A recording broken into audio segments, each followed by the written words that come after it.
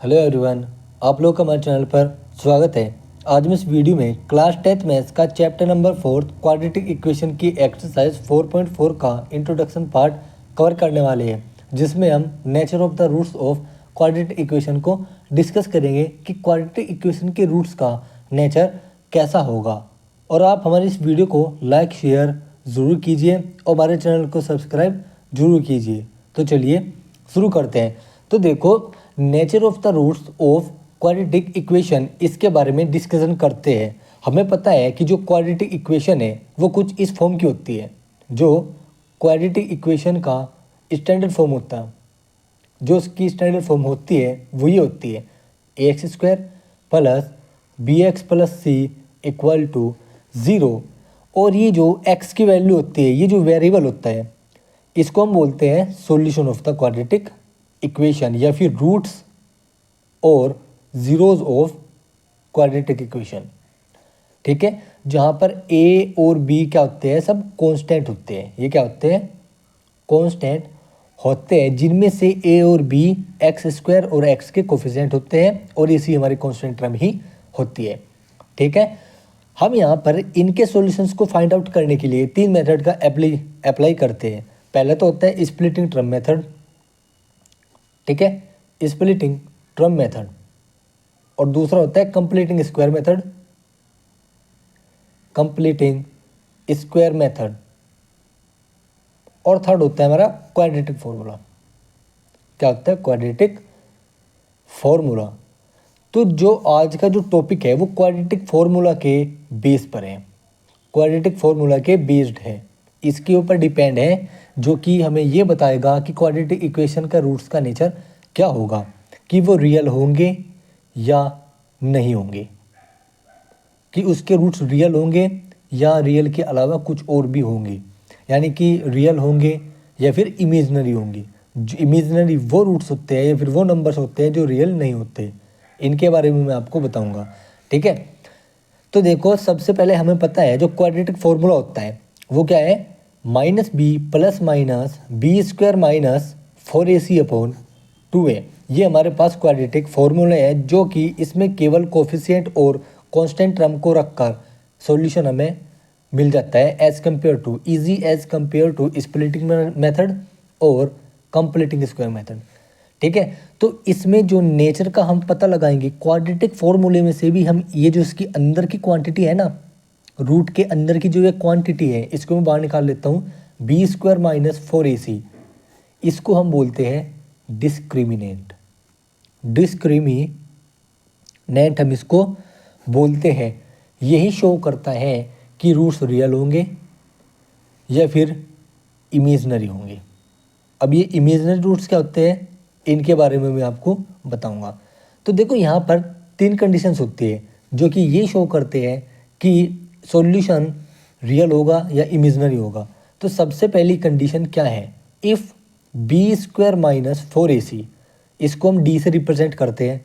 ठीक है, इसको हम d से रिप्रेजेंट करते हैं, तो d equal to b² minus 4ac। अगर ये हमारा ग्रेटर देन होता है 0 से, अगर ये 0 से ग्रेटर देन होता है, तो हमारे रूट्स क्या होते हैं? डिस्टिंक्ट होते हैं। डिस्टिंक्ट होते हैं और क्या होते हैं? रियल रूट्स होते हैं। डिस्टिंक्ट रियल रूट हमें मिलते हैं, मतलब कि दो अलग अलग रूट्स हमें मिलते हैं।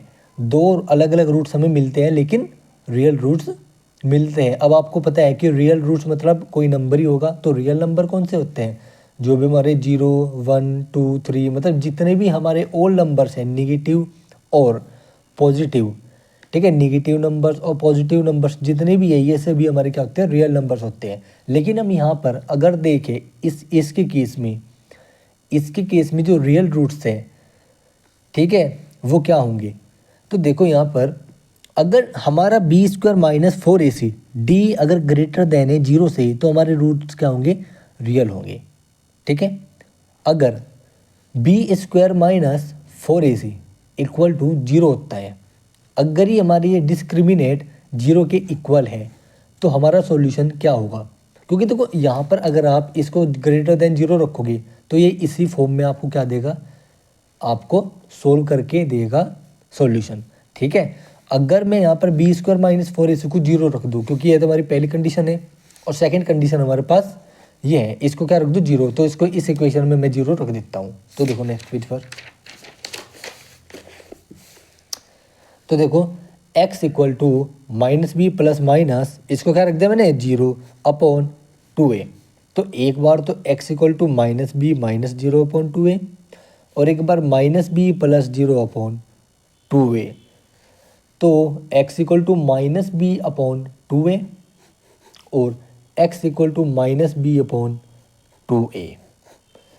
ठीक है, तो यहाँ पर माइनस बी अपॉन 2a और x equal to minus B upon 2a कितने क्या आ गए, रियल रूट्स आ गए। ये हमारे क्या होंगे, रियल रूट्स होंगे, लेकिन इक्वल होंगी। दोनों रूट्स क्या होंगे, इक्वल होंगे।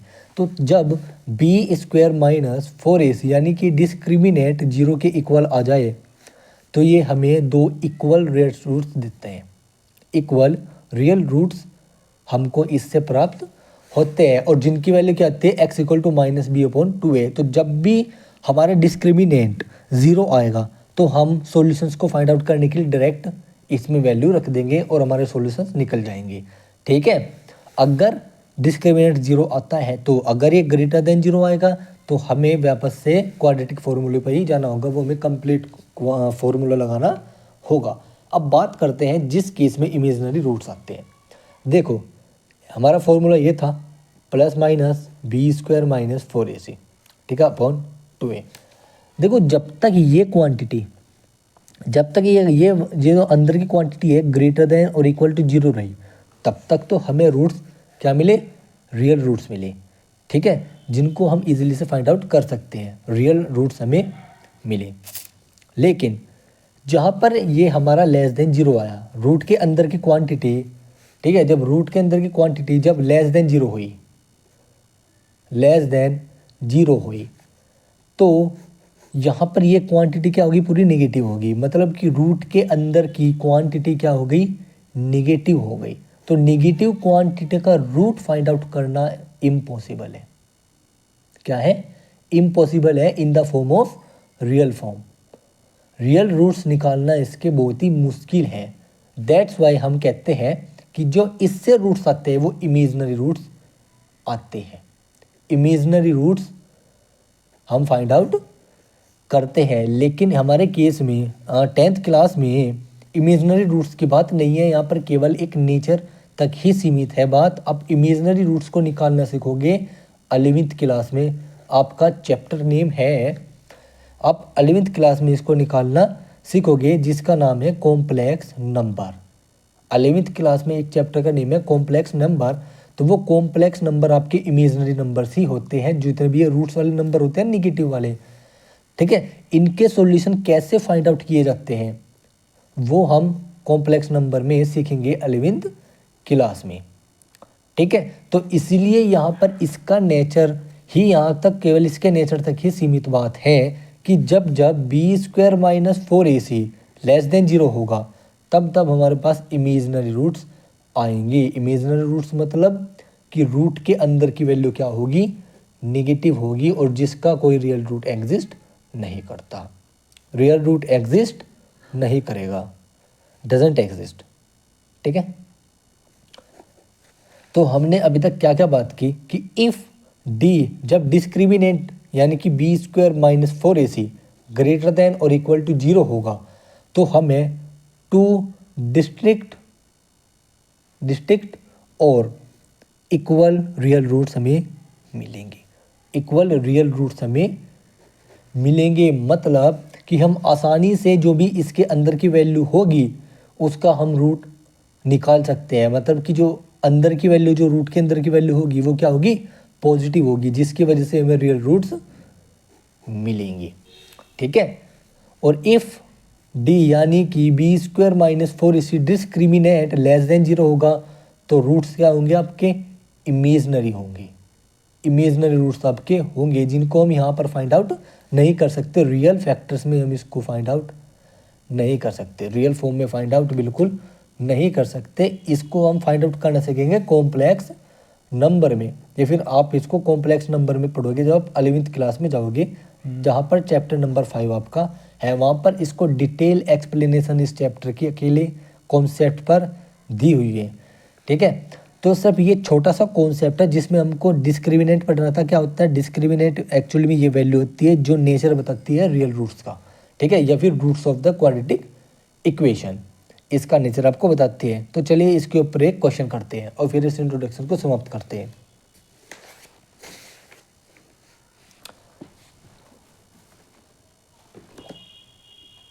तो देखो आपका एग्जाम्पल नंबर 18 दिया हुआ है।